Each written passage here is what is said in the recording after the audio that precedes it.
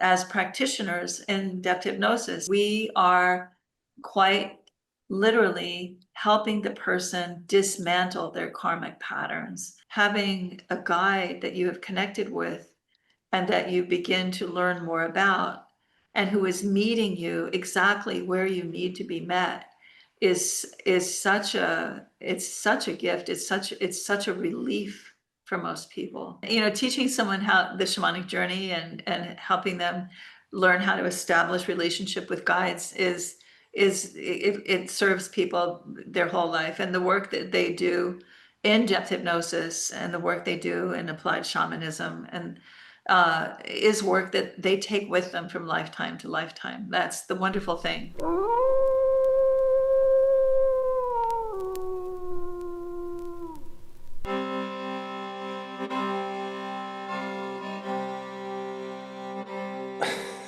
I don't know whether to keep Suki on my lap or not. We'll see if she's up or down. Isa Gucciardi, thanks so much for joining me on the podcast. Thank you for having me.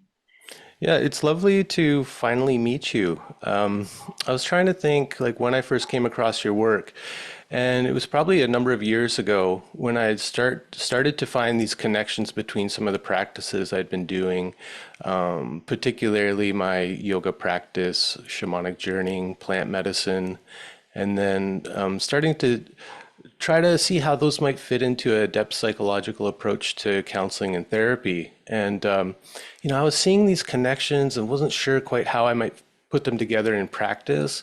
And so I was looking around for people who are also, syncretic in their approach. And I found you, and I got to tell you, it seems pretty rare to find someone else who's like seen these connections, and then in your case, been able to put them together into a coherent kind of approach or system that you came to call depth hypnosis. And so I've always been following your work and thought about talking with you, and it's finally time. Oh, wonderful. Yeah, well, maybe to begin, I'd love to hear about the origin of depth hypnosis and how you came to these practices and when you started to see the connections and begin to experiment with putting them all together. Well, it's interesting that you're looking at it from each of the practices and putting them together, because actually depth hypnosis did not come in that way. It actually came in the clinical setting as I was setting out to do hypnotherapy work with people. And I'd had many years of Buddhist study and practice, and I'd had many years of shamanic practice and study. And I had been working with energy medicine, from a very young age. I can tell you that whole story, and I was studying transpersonal psychology. I was getting my doctorate as I started seeing people as a hypnotherapist. And what happened was, people generally come for hypnotherapy for, you know, um, a habit abatement, or maybe fear of flying, or other kinds of phobias, and even addiction. And a lot of hypnotherapy is very helpful. Hypnotherapy is very helpful for convalescence and also for surgery preparation. So those were the kinds of things that people were coming to me as I was setting out in my practice. And I had started my hypnotherapy practice after a long career in language translation. And I had gotten sick, and I had healed myself with hypnotherapy and my returning to my meditation practice. And I really, that was a real life choice for me to just say, okay, I'm gonna stop doing this other thing I love, and I want to see if I can help other people in the same way that I've been helped, which is why I started the hypnotherapy and the practice. But what happened was I could see almost immediately the limits of suggestion hypnosis, which is the primary form of hypnotherapy that people are aware of. And I began to see as people were talking, there's almost always, for especially with addictions, but any symptom is really the tip of an iceberg of a much longer path of imbalance. And I began to see that we needed to be able to address that longer path and be able to actually get at the roots of it. So I started working with my, just sort of, asking in the session, what is needed here? And, I would hear, okay, this person needs a power retrieval, which is a shamanic form of healing that helps ameliorate like anxiety and depression and strings, like a string of bad luck, or, it's at the heart of all addiction. And so I had to figure out, well, how do I bring a power retrieval process into a hypnotherapeutic environment? And so things started emerging in that way. And time after time after time, as I felt like I needed to be able to move further in to help the person who was in front of me, these practices that had been within me for a long time began to come forward. And, that the compassionate holding of experience, the whole Buddhist enterprise of an evolution toward a more evolved state of being, as you move through obstacles to understanding your core self, or in Buddhist terms, your Buddha nature. So these were all things that were living in me and just started emerging in Mm, response to the people in front of me. And so it wasn't like it really was very organic. It felt like it was arising from me or coming through me. And so it was only, I mean, yes, I had studied these different things, but I didn't really understand that these individual disciplines were coming through. What I understood was there was this need before me in the clinical setting, and I was drawing it through. So it wasn't like I sat down and thought, how can energy medicine go with regression work, or how can transpersonal psychology go with energy medicine? It wasn't at all like that. It was completely organic and drawn. And I have to say, it was the clients that drew forth the work from within me. mm, So, and then I really didn't know what it was. I felt like I had a tiger by the tail. mm.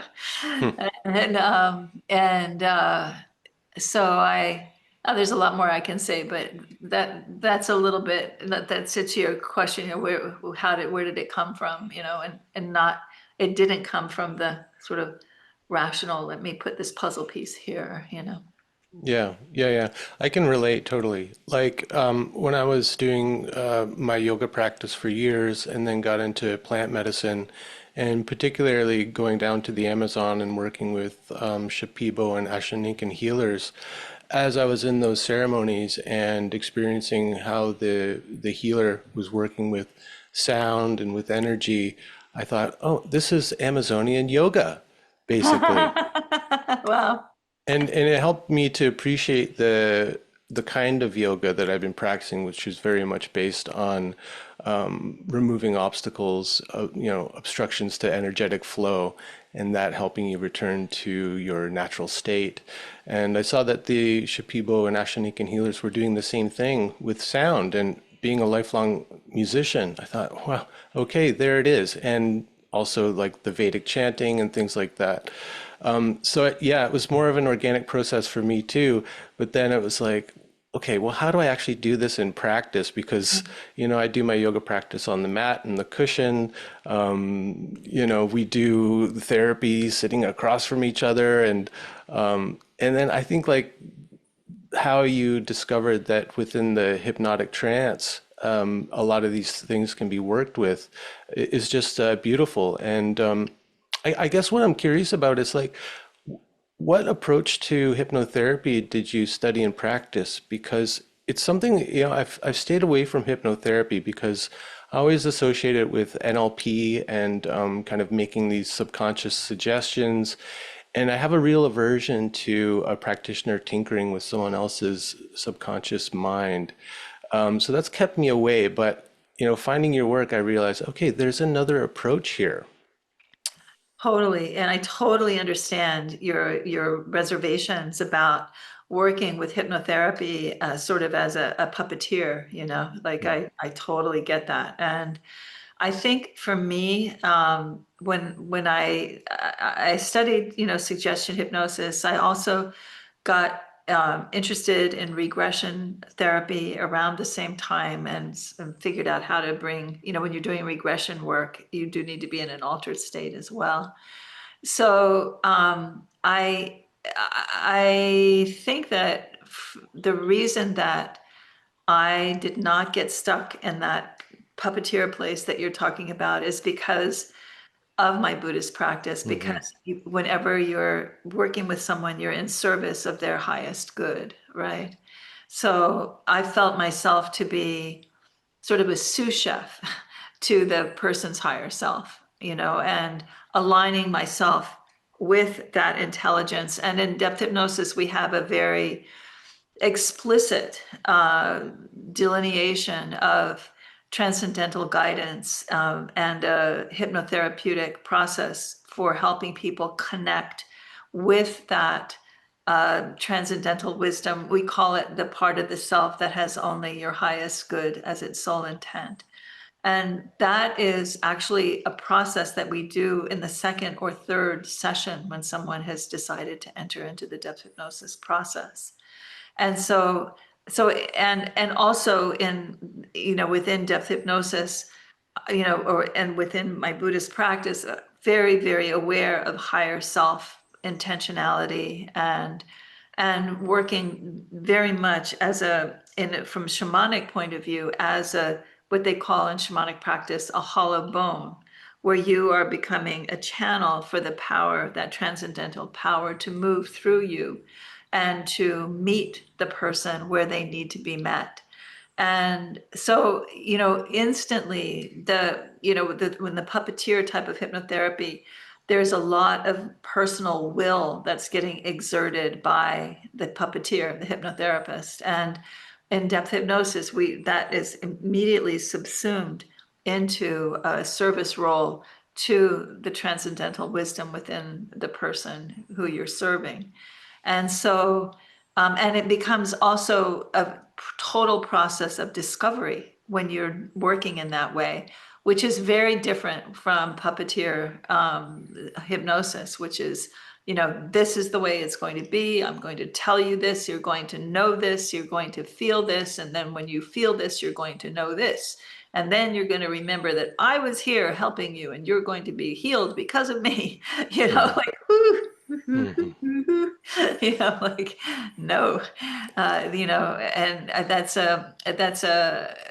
think it's a legacy from stage hypnosis. I think people, try, we're bringing, those kinds of commanding interactions from the work with hypnotism that was so popular, like in the 20s and the 30s. And I think that they, it was a legacy that was designed to demonstrate the power of the will over the hypnotist over the subject. Mm. It's the whole point, which is, what's the point of that? And from my point of view, like, why would you ever want to exert your will over another person? That's Yeah. such an intrusive and dangerous proposition. Yeah, and it assumes that the practitioner, the hypnotherapist, knows what's right or best for the client, Right. right? And so yeah, I kind of suspected that your openness, curiosity, and humility came from your foundation in Buddhist practice, and I really love that. I totally appreciate that, and I also have found Frank Fool's Crow notion of being the hollow bone. That's been a real guiding principle for me in my practice with people, and I even a little prayer around the hollow bone came to me, and it's something that I'll recite before I see a client just to remind myself what my role is here. That's so wonderful. Yeah. Yeah, and it's such a privilege to be in that role, it's, Hmm. and and you're right, becomes a total process of discovery. You never really know what you're sailing into in any given session. Yeah. Yeah, and that I mean that always keeps it interesting for me too. It's like you go into a ritual and you don't really know what's going to happen. Like I think a good ritual has to make room for the unpredictable and the unexpected. And I think every session with the client, if we show up with a particular attitude, that it is a little ritual. Absolutely, absolutely. Well, every healing process in shamanic work is a ceremony. When you're doing any kind of power retrieval or any kind of soul retrieval, it is a you are creating structures with your words and with your intentionality through which the healing process can move, and that is a ceremony, right? Yeah. And your approach to let's say neo-shamanic work is also strays from that somewhat new tradition, that comes from Michael Harner. And it was also, just like with hypnotherapy, I had a bit of an aversion to it. Like I had done a training in Harner neo-shamanism. And one of the things, again, that I didn't really like about it was that it was the practitioner who was doing the soul retrieval and power retrieval for the quote unquote patient. And yeah, I just again that approach to me just seems so hubristic and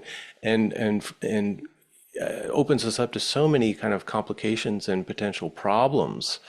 And so I like how you've also kind of adapted those techniques to, I guess, your kind of fundamental belief that there's a inner guidance or inner healer within each person, and that it is our job as practitioners to kind of help the person awaken to that and connect with that. Would you say, Absolutely. yeah, does that sound accurate? Totally accurate. That's a big part of the healing process. And I totally agree with you. It's not only neo-shamanism where you have the shaman doing all the work. That is traditional shamanic practice as well. Mm-hmm. And I that is why I created applied shamanic practice. And I call it applied because it brings a lot of the traditional ways of working into a modern environment and applies it to the modern predicament. And the modern predicament is that people have we're all disconnected from each other, and we're disconnected from the earth, and we are very disconnected from ourselves. And so we need to find a way, as healers, we need to find a way to engage the person in their own healing. And that becomes empowering. And that empowering of the client is the aspect of experience of the healing process that brings them back into connection. And so I can, like, for instance, so let's look at the process of, let's say, soul retrieval. And so there's certain processes that you find in almost all shamanic traditions. They look a bit differently from one another. They look a bit different from one another depending on the cultural setting, but the energetic exchange or the energetic catalyst is the same. So, like, I've studied soul retrievals with the Nepali shaman. I've studied soul retrievals with Central American shaman. I've studied soul retrievals with Pueblo people, and they're all a little bit different. That, like, one emphasizes a particular stone, and one emphasizes a particular direction, and one emphasizes a particular animal that is in charge of the process. But it's all the process of bringing a part of the self that has gotten separated from the self due to trauma back to the self. So in a traditional setting, what a person who is experiencing the symptoms of that soul loss, that loss of that part of that self, which are very much all in alignment with the post-traumatic stress kinds of symptoms, nightmares, loss of time, inability to focus, flashbacks. So someone coming to a traditional shamanic practitioner, which would include a traditional shamanic practitioner and a neo-shamanic practitioner, they work in the same way.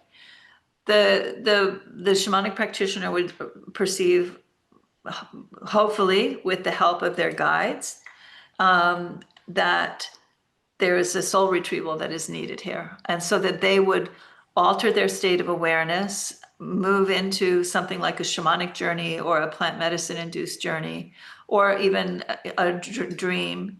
And they would seek the soul part that has been lost due to that trauma with the help of their guide. And they would bring that back. They would bring that soul part back, and they would blow it into the energy system of the person who's suffering the post-traumatic stress symptoms. And that would be the end of the healing. There, maybe there would be some saging or something that might happen, but that would be the end of the process.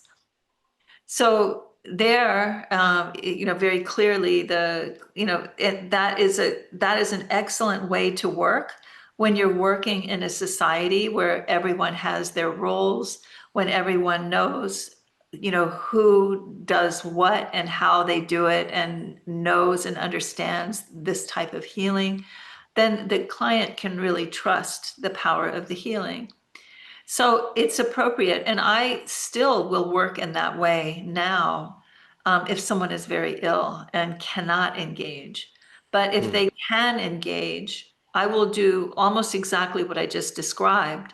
But in applied shamanism, we bring forward a hypnotherapeutic process at the end of that, after we blow in the soul part, where we help the person move into an altered state of awareness and connect with the soul part, ask questions about, the circumstances when it left and how it can best be integrated, and what they need to do to welcome that soul part back into their lives.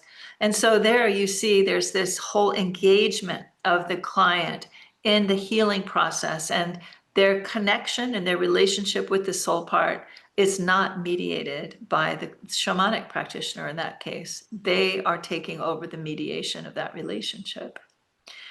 And then in depth hypnosis, we take that participation even further. So if we're going to do a soul retrieval in the depth hypnosis model, we would help the person, of course, first, before we do any deeper work, we help the person connect with that part of the self that has only their highest good as its sole intent, through the process of, it's an adaptation of a shamanic journey to help them connect with this power within them.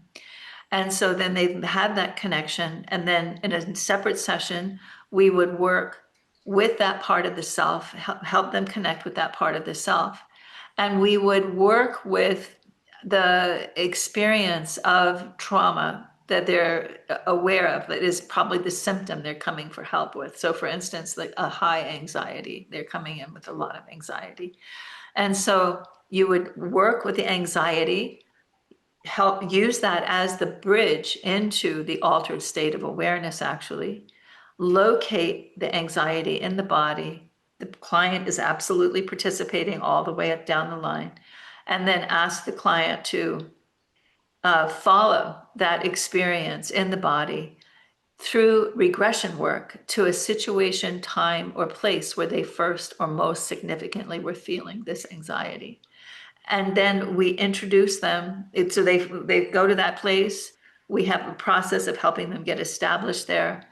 And then we have a process of introducing the guide again and the adult self into that situation or circumstance, if it's an age regression.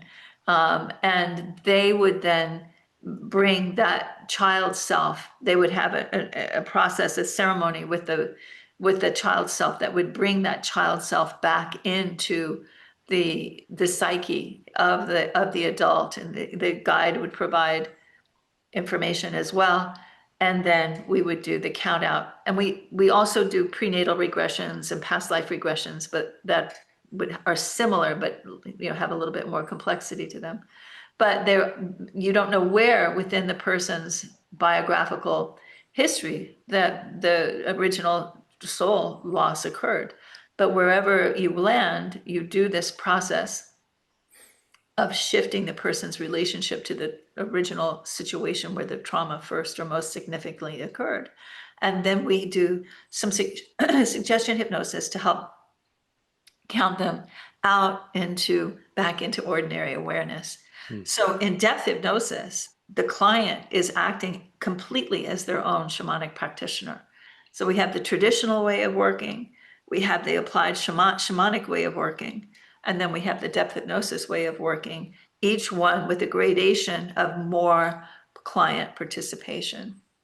And all doing exactly the same thing of bringing soul parts that have gotten disconnected from the psyche back into integration with the larger self.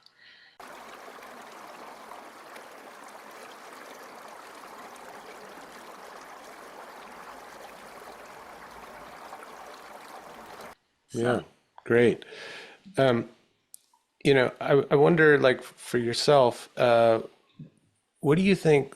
Is there a connection or is there a similarity or parallel to Jung's active imagination? I do. I think that I always say the difference between Freud and Jung is shamanism. Well, I mean, yeah, I would agree. Like Yeah. even Jung thought that soul loss was a great metaphor for whatever trauma or psychic disturbance people were coming to the analyst for. And so him and both James Hillman talked about soul loss as like a kind of pre-psychological metaphor for a lot of these symptoms. Yes, yes, yeah. And I really do think that Jung got a lot of his ideas about, the universal unconscious and all that from shamanic, the inner world, the inner cosmography of shamanic practice. I mean, he was going to all of the colonies, and he was studying the cultures there. I mean, yeah, he absolutely tapped in there.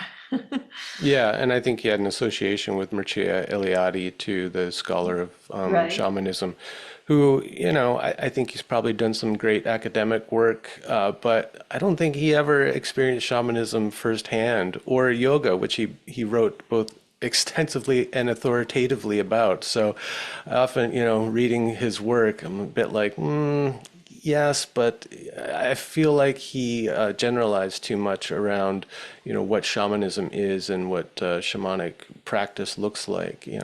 I think for him it Yeah. was always about this ascent up the world tree. It's like, well, yeah, sometimes, but there's also like descents into an underworld and all kinds of things that happen within a shamanic practice.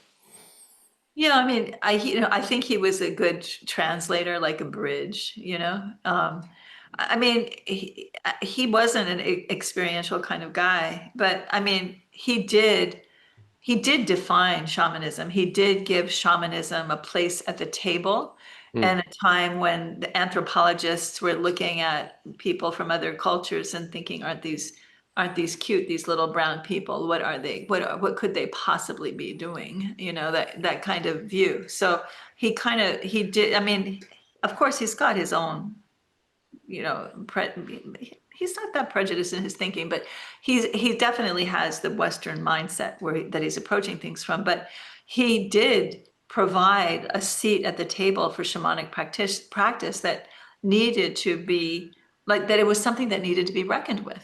Hmm. That this isn't just like little brown people dancing around in the moonlight. Like I think that was a huge thing. And I think it's easy to lose track of it now, there's been such a huge shift away from anthropology practice. I got my degree in anthropology in the 70s, and Hmm. they were still talking about other cultures in the way that I've just talked about. And one of the things that I did always appreciate about Michael, I worked with Michael for a long time, and Michael Harner. Yeah. Michael Harner, Hmm. yeah. And I mean, he took so much heat from the academics. I mean, he was reviled. He was, they thought that he had lost his mind, that when he was talking about bringing practices like the shamanic journey into a way of working with people's spiritual practices, or they're or helping provide emotional sustenance. That they thought that the academics really gave him a lot of grief, and I thought he was pretty brave, that he stood up to that, and he said, no, there's something of value here. This is a deeply coherent worldview. And Levi Strauss, at times he did kind of get there, but he didn't sit down and practice and do practice and teach ceremony. He didn't, and I think we owe Michael a lot for that.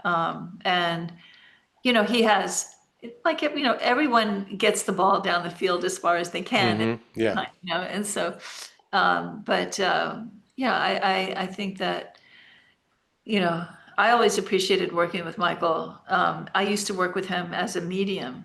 That was how, our connection. And he was a good practitioner.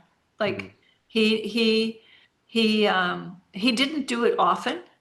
I knew him when he was a bit older, in his like late 60s. But he was, he knew when he would wade in, he knew what he was doing. I mean, again, he didn't practice that much. I mean, he wound up mostly teaching. Um, but um, but I think he did he did his homework, and I mean, he did provide a legacy of being able to work with shamanic practices for a lot of people around the world, to be able to access shamanic practice without necessarily having to, um, you know, be in a situation where you're feeling like a culture vulture, Yeah. You know? Yeah. Yeah, I've seen some of, I guess, probably his presentations at Esalen back in the day, and I did appreciate, I sense a lot of humility from him, that he wasn't coming in saying, like, I have the power and blah, blah, blah. And I think you're making a really great point that, whether it's Jung, Eliade, Levi Strauss, Michael Harner, all of these people were taking the first steps to bringing things back into Western consciousness, Western culture that had been lost. And of course, they're limited by the milieu that they were living in, that they grew up in, and but they pushed, like you said, yeah, the ball down the field just a little bit further. And I think it's up to us to continue to evolve as our approach to anthropology changes, et cetera, and not throw the baby out with the bathwater, which I find is something that I do run into every now and again whenever I talk about shamanism. Even that word, raises people's hackles. Yeah, yeah. They think it's an appropriated word and all this kind of thing, and I think that that's just a kind of really limiting way of thinking, and I think there's a lot to be gained, and I think that we can be inspired by other cultures without directly co-opting or appropriating their worldview and practices.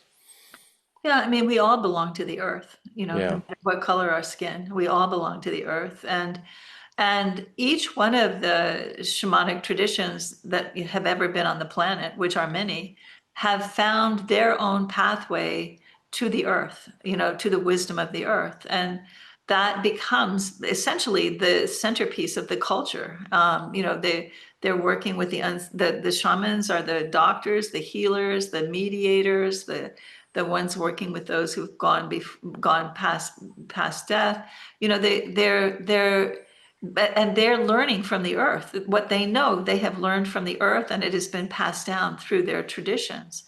And we can also find our own way to the earth.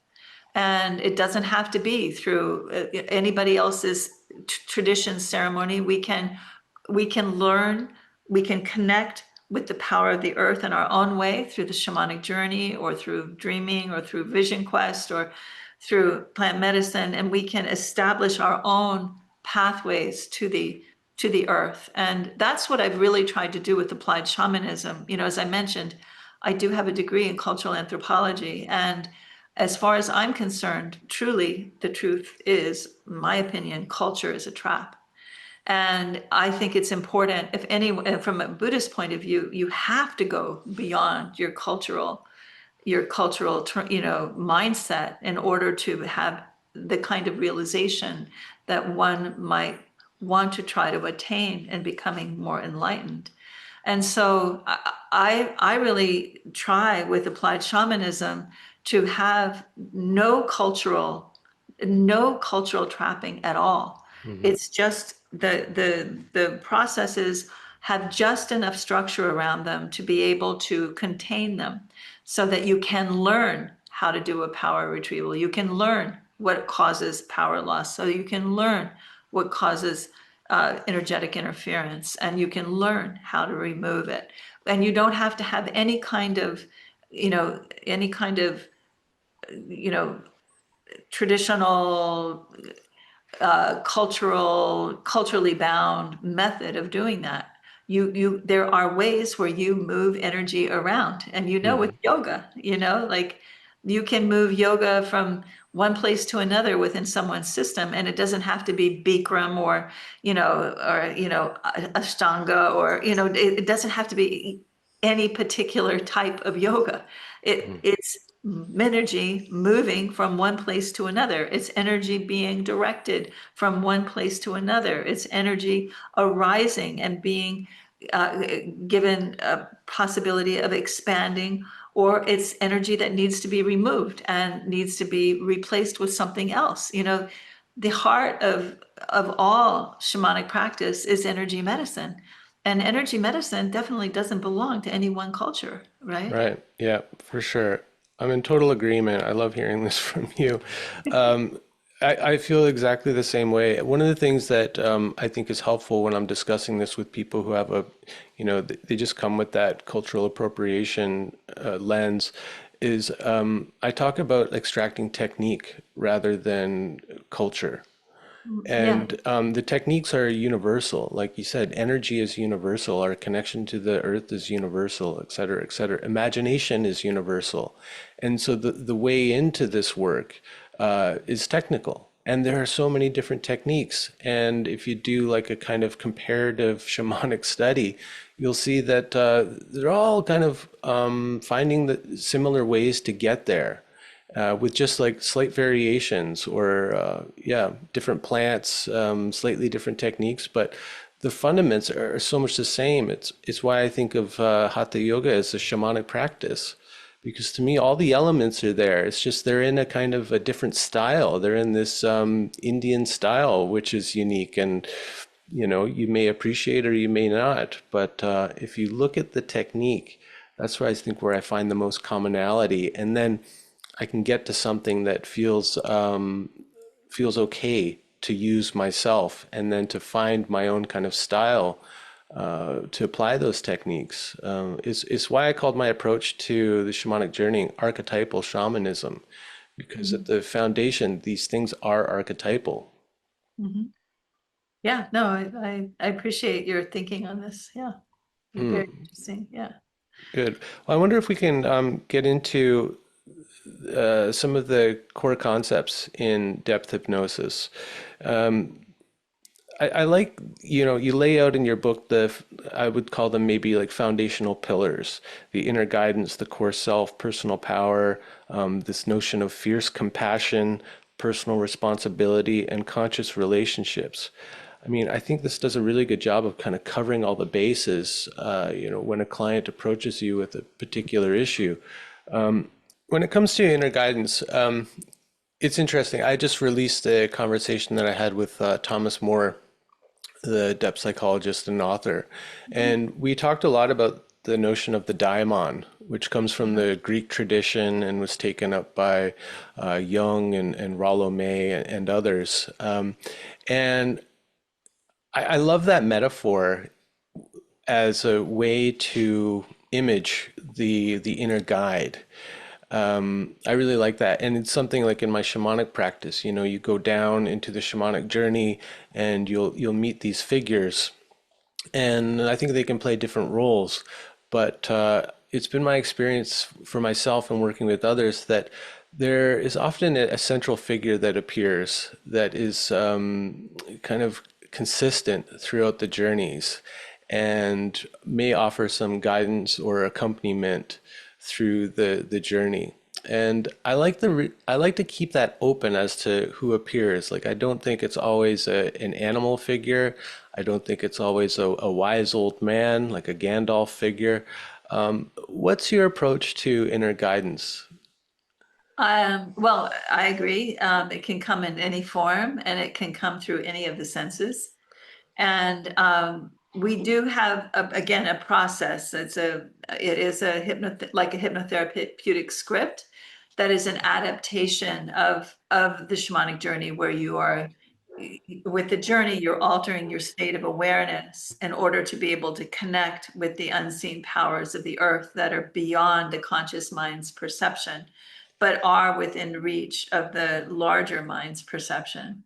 And so rather than work with a drum or a rattle to alter the state of awareness, in depth hypnosis, we work with suggestions for relaxation, and we work with not exactly a guided meditation, because a guided meditation is telling you this is happening, now you see this, or now you hear that. And rather than the hypnotherapeutic process is designed to evoke the person's own experience. And the suggestion is to connect with this part of yourself that has only your highest good as its sole intent, and which you may perceive through any of your senses, and which may come to you as a light or a sound or a mythic or angelic being, or as a plant or an animal or as a person, or any other form that has meaning to you.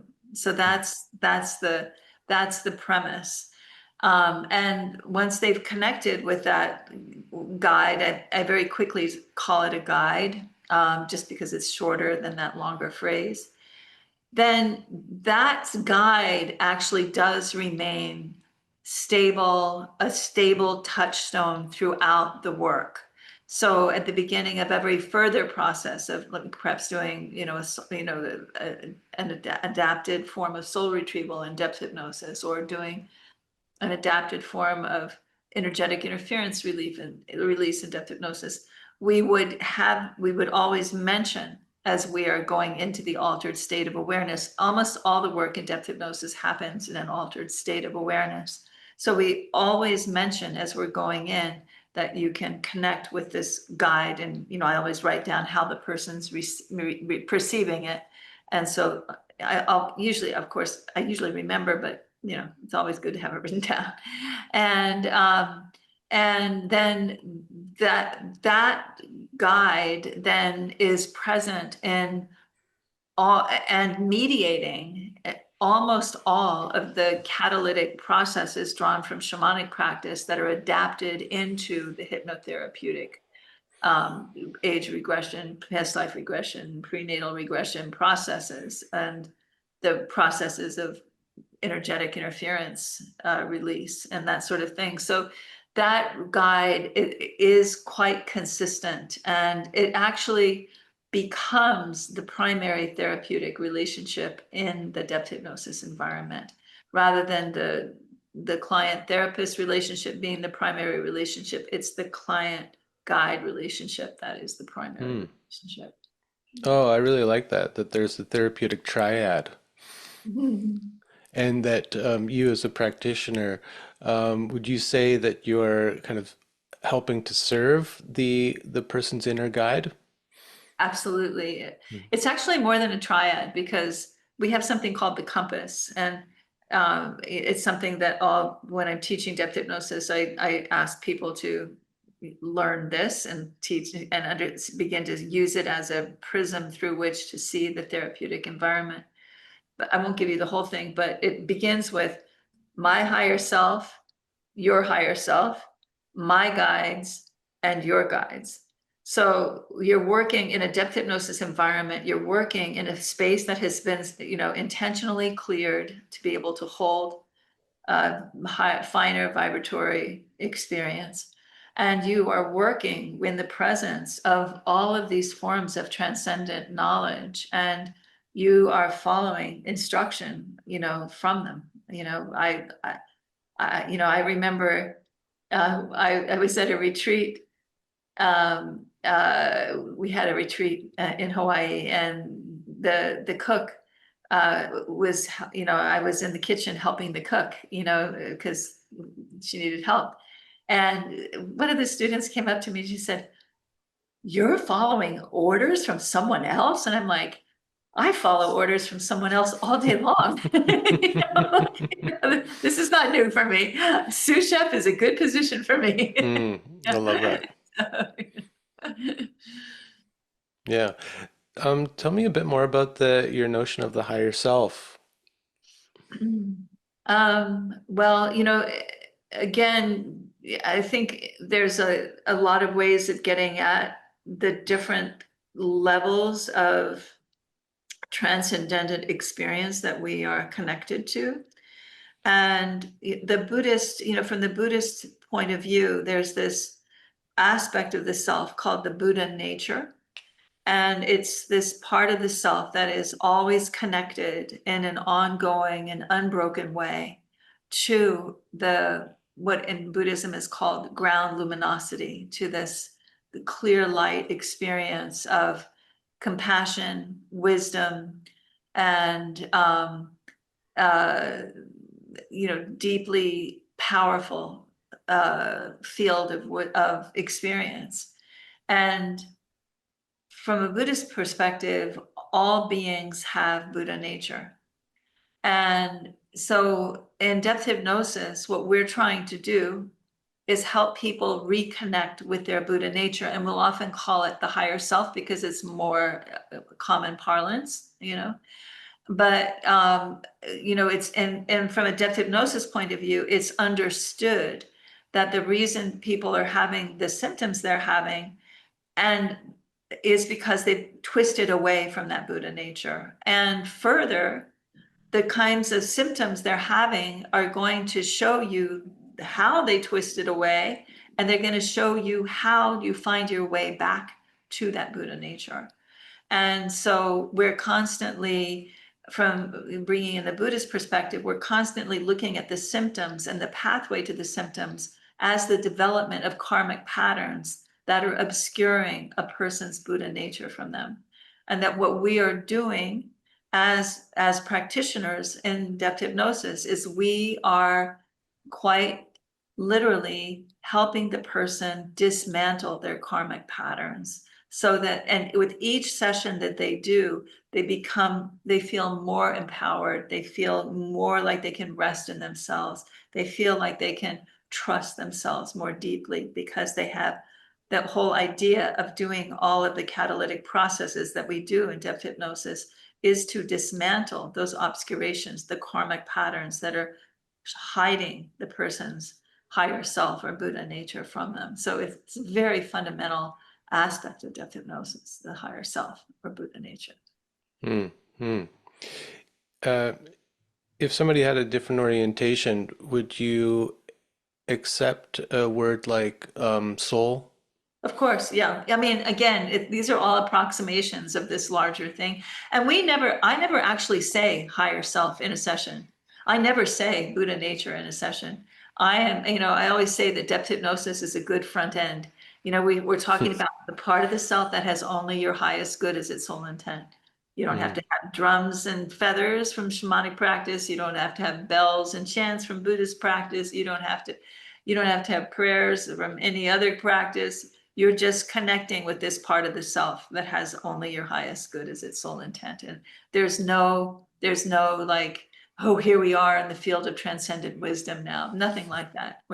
It's very matter of fact, mhm, this is just what we're doing, and we're not putting a lot of fancy words around it, but we are having a lot of experiential, up close experience of this part of the self, and it is allowing us, because of the sense of safety that it brings, it allows people to drop into places within themselves that they might not ordinarily allow themselves to access, because they do have that internal support with this part of the self that has only the highest good as its sole intent. Mm. So it's it's very deep and sacred work in that way, Yeah, well, and I do appreciate that because of your kind of openness and not imposing a specific vocabulary or framework on the client, is that I think it makes the work much more accessible and adaptable to people with whatever they bring. Exactly. And nobody has to believe anything. It's all, it's what you experience, Mm,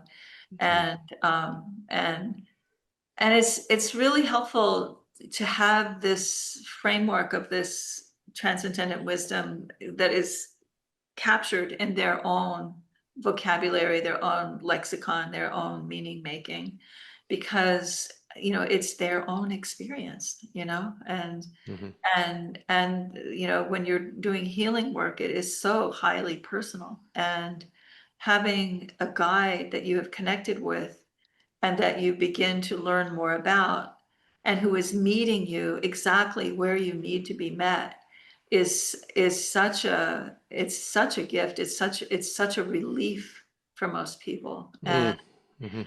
and that is really the therapeutic process. I mean, I you know I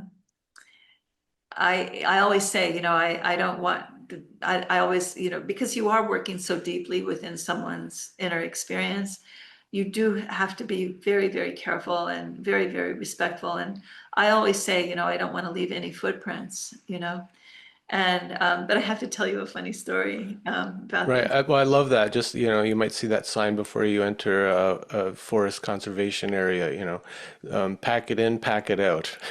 Exactly, that's exactly right. But I have to tell you a funny story, just because it shows you where my weakness is.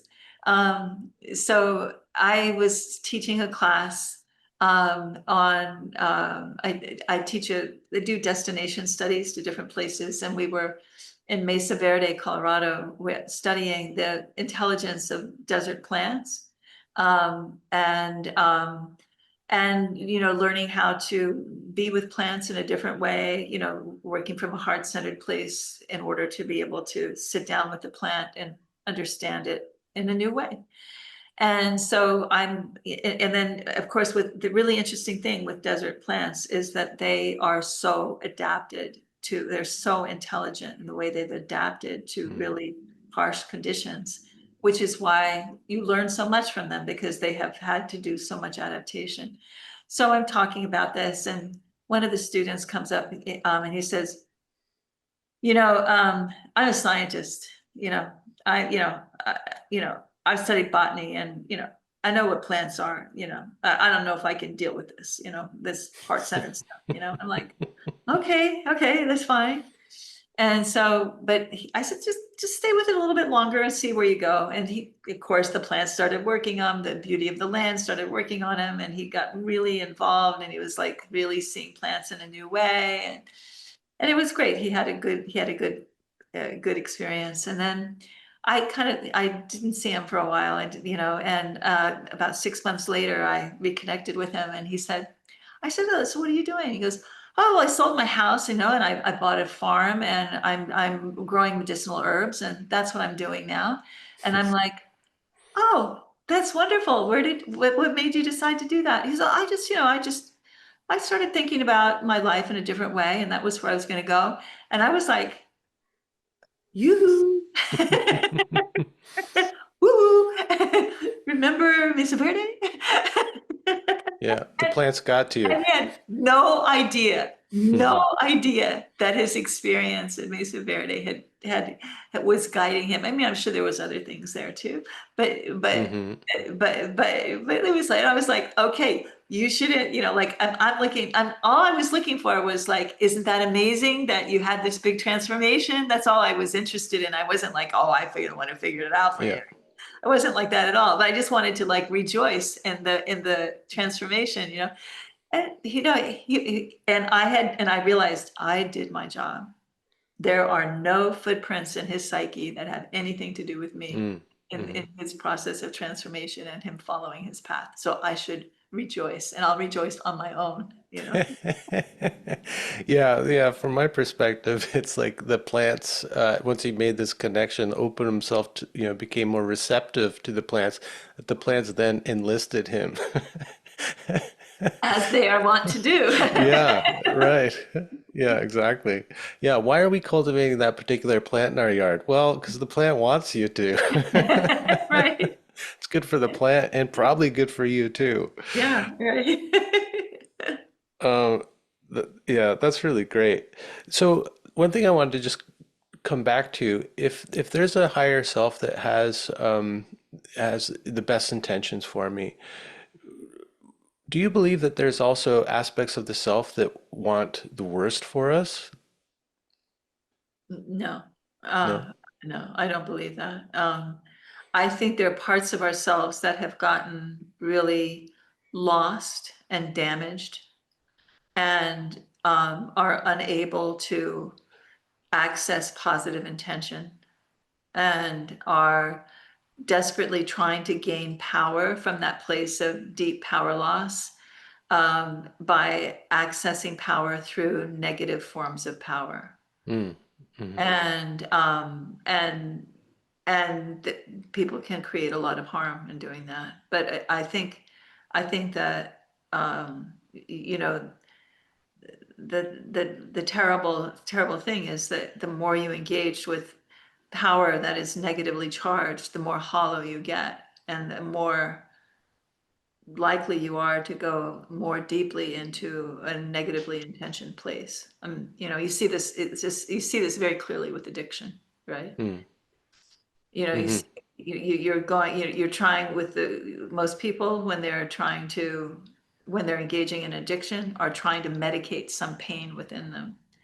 But usually the choice of the addiction, the choice of the substance or the choice of the mind looping or the choice of the emotional addiction, the emotions they get addicted to, rather in an effort to try to counteract that sense of power loss, it only increases the power loss, and you see it with addiction. You need more of the substance, you need more of the mind looping, you need more of the emotional manipulation or whatever, right? mhm, So it's a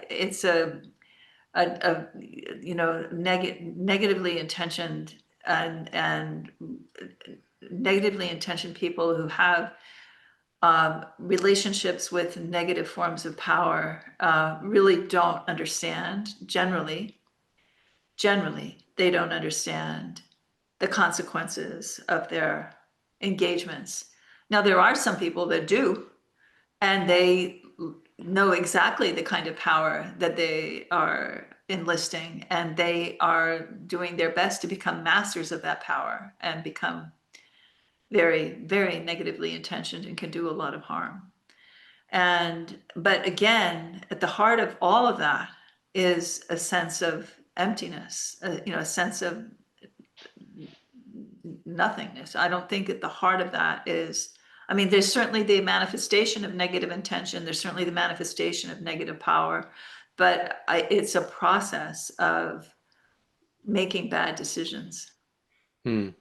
Yeah, I can definitely understand that, we can look at addiction as a kind of a confused way to get something that we desire, whether that's a sense of power or even a pleasure or joy or transcendence from pain.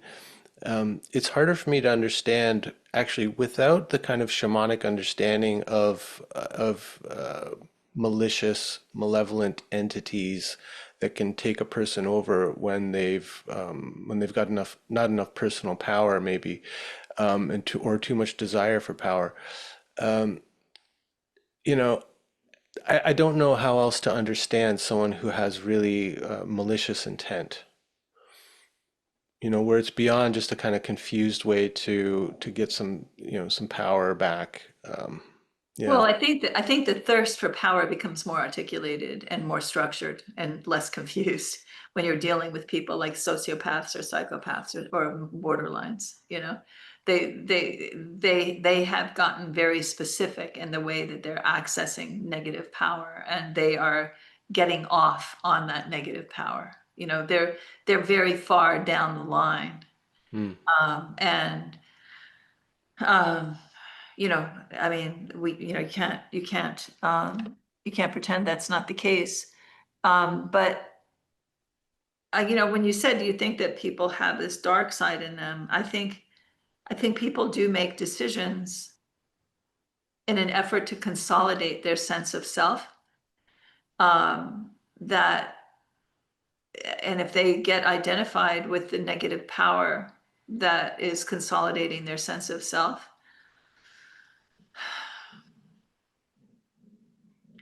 I guess you could say that is, then a part of themselves is operating within the realms of darkness. But again, I don't think that the darkness is innate in the way that a Buddha nature is innate. I think that darkness is a function of a lot of different processes of either one trying to medicate some imbalance, trying to dominate some imbalance, trying to work with negative power in different ways in an effort to try to, um, you know, overcome some kind of internal emptiness, Hmm. the sense of emptiness. But I mean, people can do a lot of harm, and when people have gone pretty far down a path, like that they would receive a diagnosis like a borderline kind of diagnosis or a sociopath diagnosis, they're pretty far down the line, and it's pretty hard to work with them, and to get them to the only way you can get someone that far down the line to even consider some other way of being is when that way of being isn't working for them anymore. Mm. Right. Hmm. For whatever reason. Yeah. Within the framework of depth hypnosis, do you make room for something like an entity possession? Oh, absolutely. Hmm. Absolutely. It's a big part of the work. Um, uh, and there's different forms of energetic interference. They can be, the shamanic traditional definition of having a spirit that doesn't have a body connect with a spirit that does have a body. It can be that, or you can have other forms of energetic interference. But in clinical psych, you've probably heard the expression of an introject, Hmm. where you take on someone else's way of being. You see, oh, when this person, like, oh, look at this person. Whenever they don't get what they want, they have a fit and they get angry and rageful and malicious, and then they get what they want. Mm. Well, I think I'm going to try that. So then that way of being becomes their way of being, and you can release that way of being if the person's, if it's causing them a lot of trouble, which it always will. And But then there's also soul part exchanges that are forms of energetic interference where you take on, maybe someone else's pain, give someone your pain, these kinds of exchanges that are actually quite fundamental to the way that people form relationships. So, there's energetic interference releases in the form of soul part exchanges. There's and there was, a recognition of all different levels of intentionality and, with entities that are the guests within a person, and we spend a lot of time when we do energetic interference releases in depth hypnosis, we are helping the person be their own shamanic practitioner. They are actively participating in understanding the experience of the guest within them, actively participating in understanding how this connection got made, actively participating in understanding if they want to maintain this connection or not, and what they might need to do in order to be able to release if they're not quite ready to release it. There's just a lot of participation on the part of the client. And when you do the actual release, it's, the guides are taking over at that point, and there's a lot of transcendental help. But the person is aware of all of that. The person knows and feels and is experiencing the draining of when the release is happening, and Hmm. they experience the power filling, and they are guided to fill with the power of their guides or their own life energy after a release. So they are actively participating. Um, so yeah. Yeah. Yeah. Um, I really appreciate that. And I'm getting the sense that if someone were to see a depth hypnosis practitioner for a period of time and go through these different processes, that through that, they would learn techniques to apply themselves in their own time. And it's like you're giving someone something for life at that point. So Yes. it's not psychoeducation, it's very practical kind of, let's just say shamanic education as well, so that people can actually be their own shaman, which has been my cry for a number of years, Yeah, with all yeah, problematic gurus and healers and yeah. all this kind of thing. I'm like, look, you can learn to be your own shaman. Yeah, right. Yeah, and teaching someone how the shamanic journey, and helping them learn how to establish relationship with guides it serves people their whole life. And the work that they do in depth hypnosis, and the work they do in applied shamanism, and is work that they take with them from lifetime to lifetime. That's the wonderful thing doing this work. It's not like learning, it's not. I remember when, this whole thing of computers came around, and it was like, oh, okay, so I have to learn, this language, computer language B. Okay, I'll learn that. Okay, then I have to learn C. Okay, learn that. Okay, neither B nor C is working anymore. Now we have to have a whole new language. I'm like, wait a minute. I want language. I want knowledge that builds on itself. Mm, And I understand, from technical point of view, you have to be able to think and be able to work, logically and linearly in a particular way in order, and it may be in a different language that you're working with the computer, but you still have to have that way of thinking. But the thing I love about this kind of work is that the whole context is there. There's nothing is thrown away. I mean, issues that you don't want to have around anymore are transformed, but the knowledge that comes from that, the wisdom that emerges from that process, is something that is basic and grounded within your being over time. And the more personal work you do, the deeper your understanding about the nature of reality emerges. And that is work that is so deeply personal, and deeply serving the collective at the same time. mm, mhm.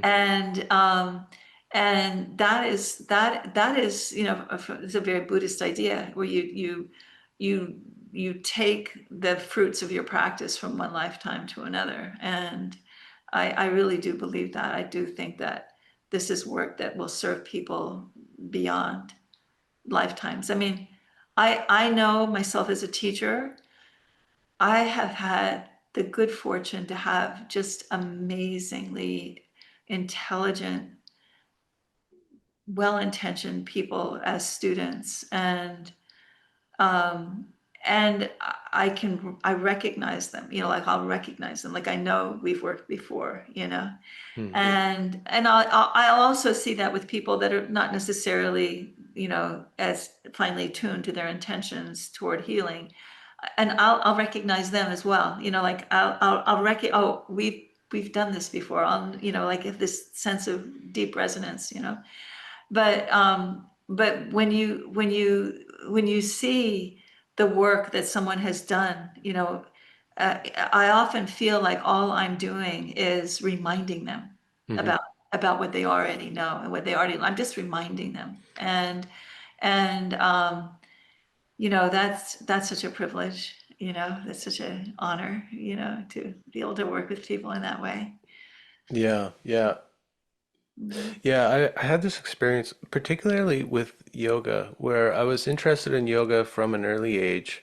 And it was before the big yoga boom, before there was a yoga studio on every street corner, etc. And, I sought out a guy, a practitioner who was renting out the basement of a community center. And then I would try out different styles. And then once the studio started opening, I'd try out, different classes and things like that.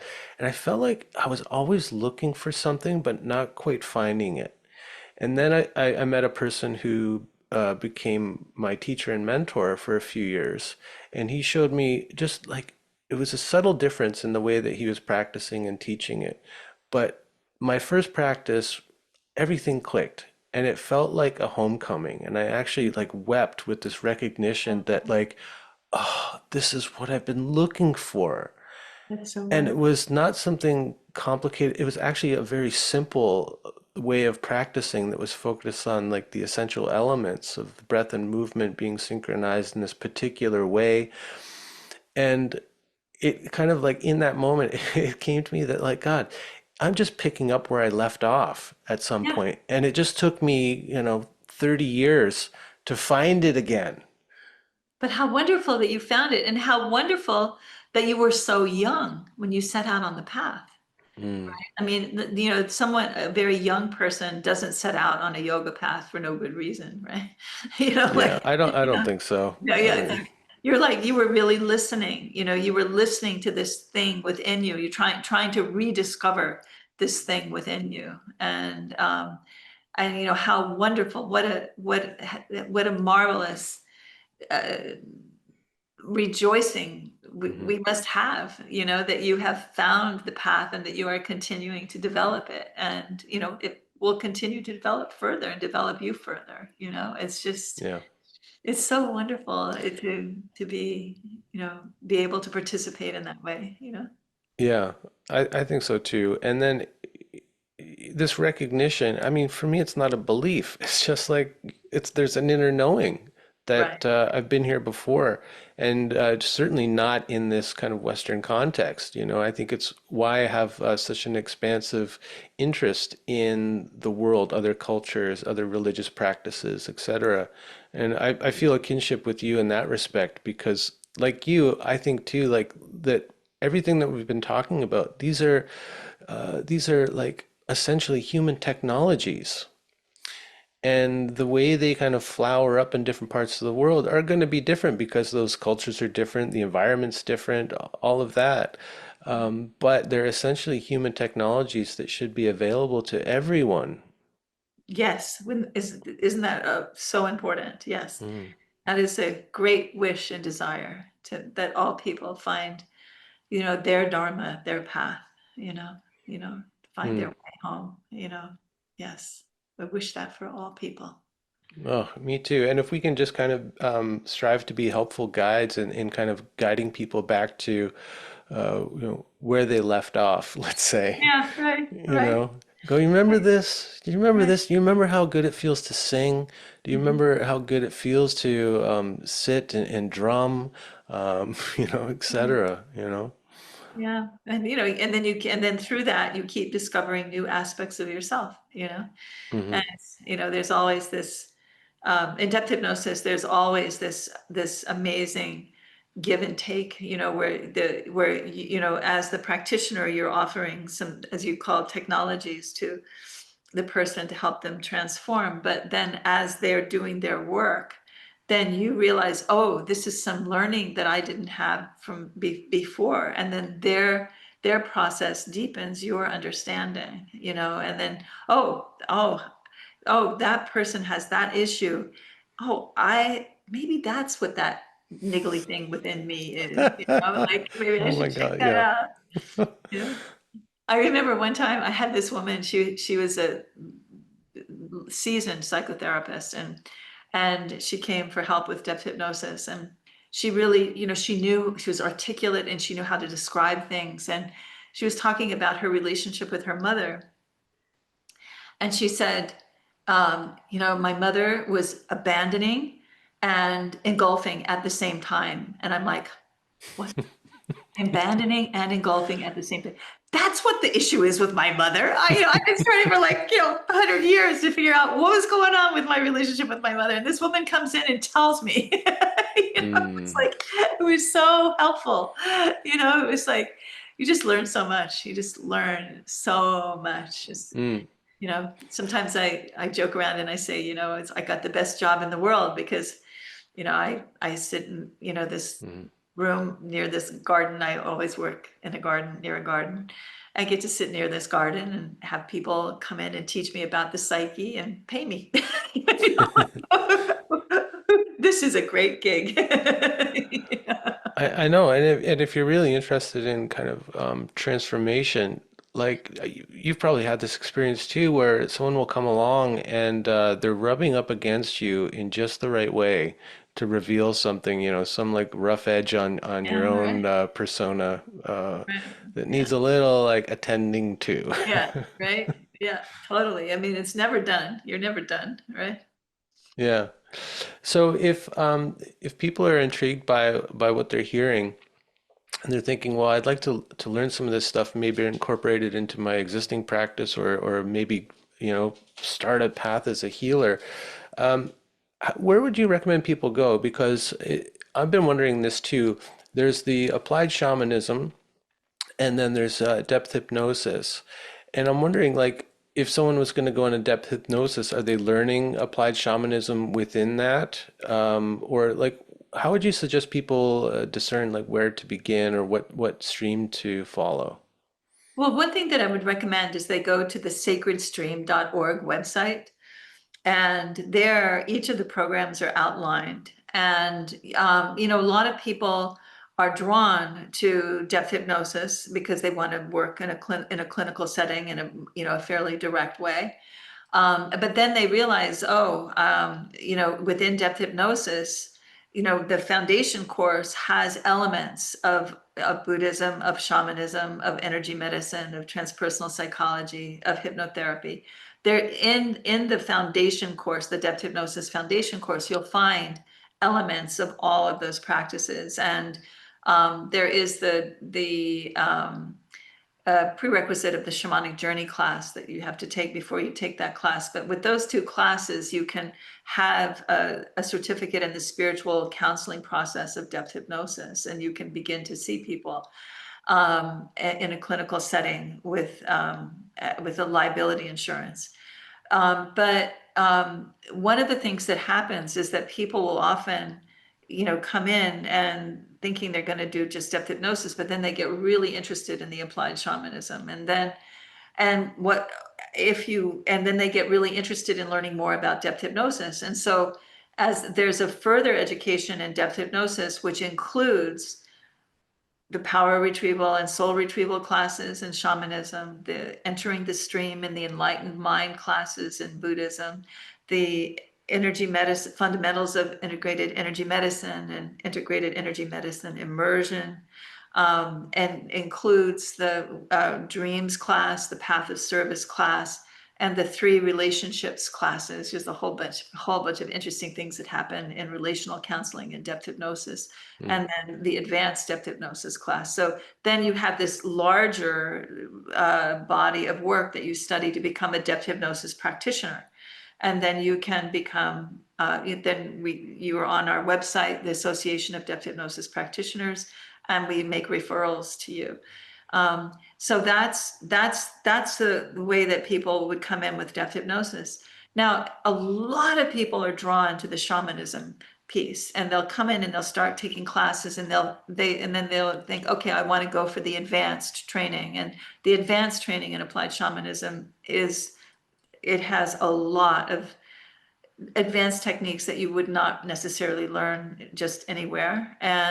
But one of the aspects of the advanced certificate, when you get the certificate in applied shamanic practice, is you do have to take the depth hypnosis foundation course. mm, So then, so a lot of people will get both certificates because there's a lot of similarities in the requirements.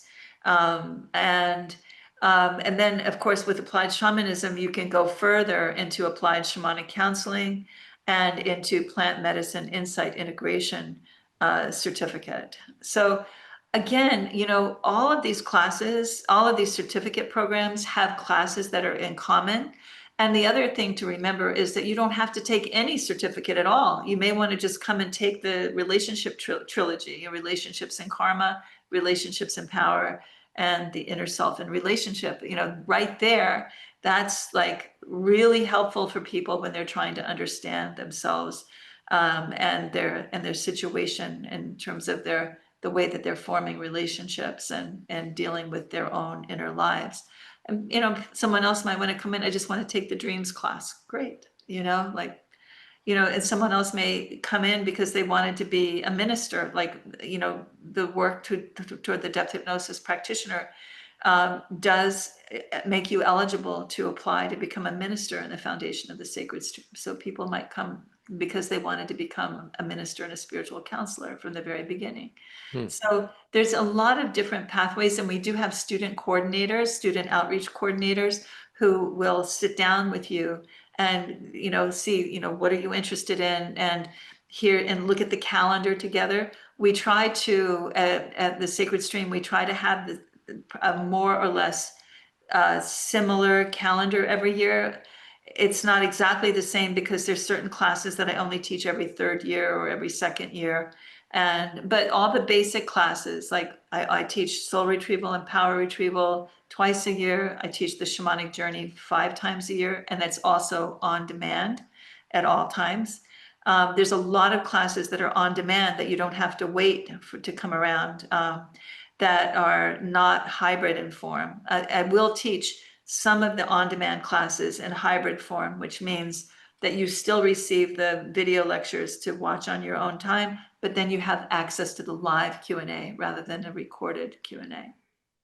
And then we have some classes that are, we are really inviting people who are in the Bay Area or who want to come to the Bay Area to come and be in person at the Sacred Stream Center for the trainings. There's a lot of the trainings that we offer in person,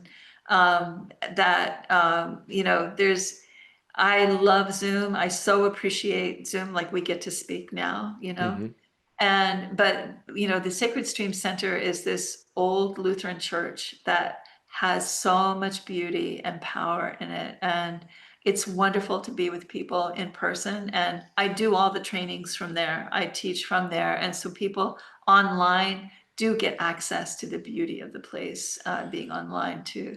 So, there's a lot of different ways to approach the work. You can do it as a casual, just want to try a little something here, try something there.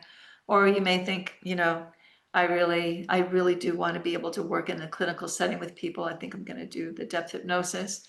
Or you may be someone who's really been interested in shamanic practice your whole life, but haven't found a way to be able to have a practice in an ongoing way, which is how the shamanic counseling practice, what the shamanic counseling certificate offers you, as a way to have an applied shamanic practice in an ongoing way. And of course, the plant medicine insight integration is also allows you to be working deeply with, the plants. We don't do, you know, we don't Right. You don't sessions provide.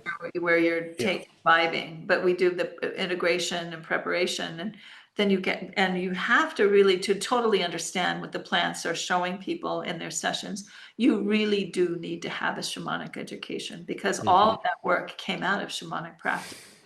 Yeah. So, and so you're in a very stable position to be able to help people, work with plant medicine, which is so important nowadays because there's so many plant medicine circles that are not as expertly held as they might be.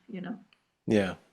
Yeah, that's great. I think that's really important too. Like, I don't think that you can really work in a responsible way with people who are using psychedelics or plant medicines from a merely developmental, neurobiological, cognitive, behavioral Yeah, standpoint. Like, we gotta talk about energy.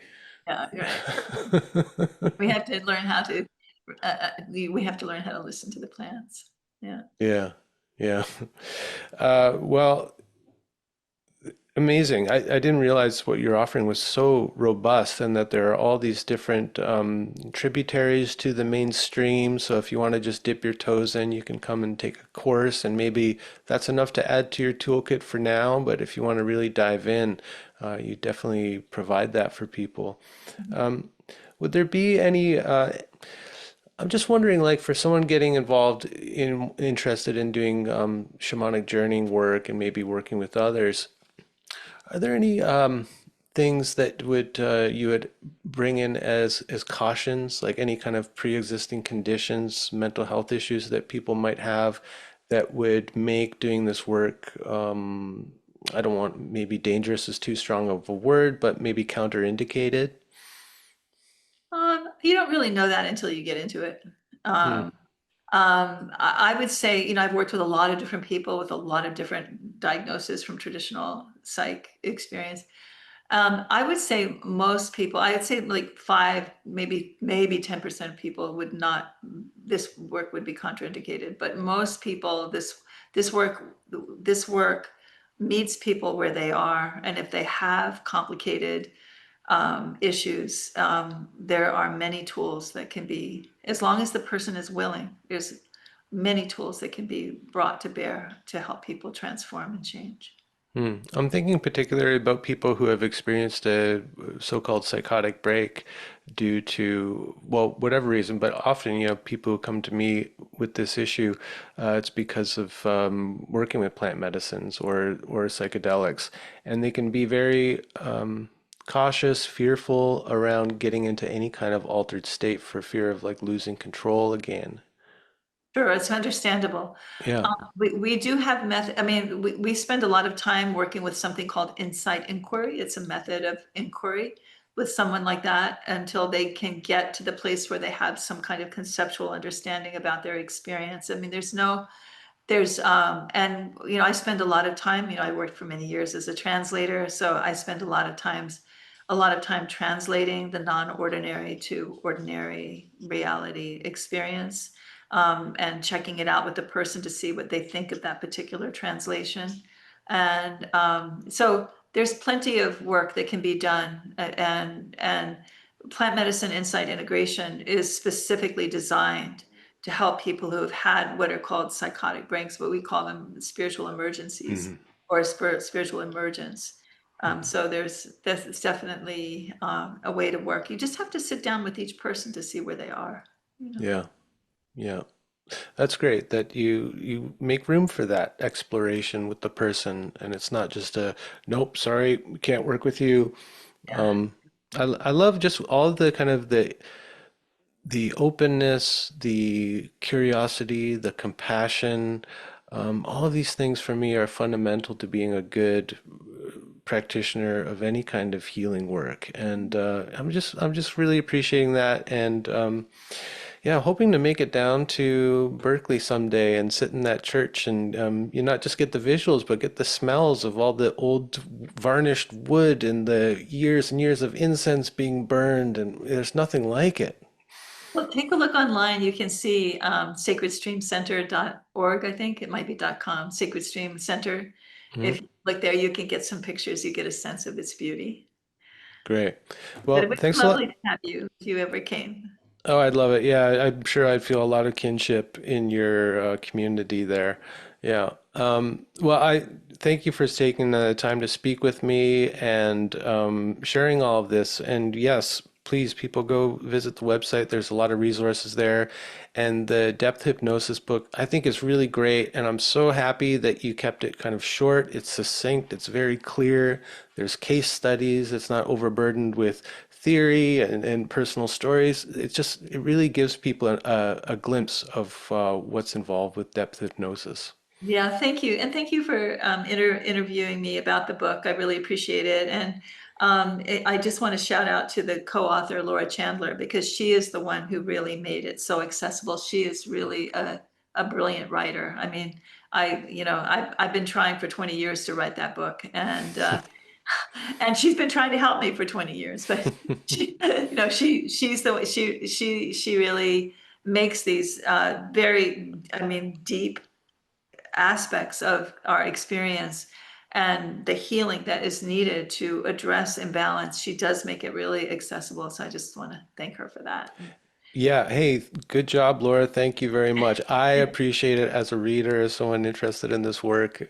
You've made it very accessible, and I don't feel like left anything out, which is a real skill. So, thank you, Laura. Thank you, Isa, and thank you, everyone, for listening. Thank you. Thank you, Brian. Take care. Yeah, take care. Bye bye.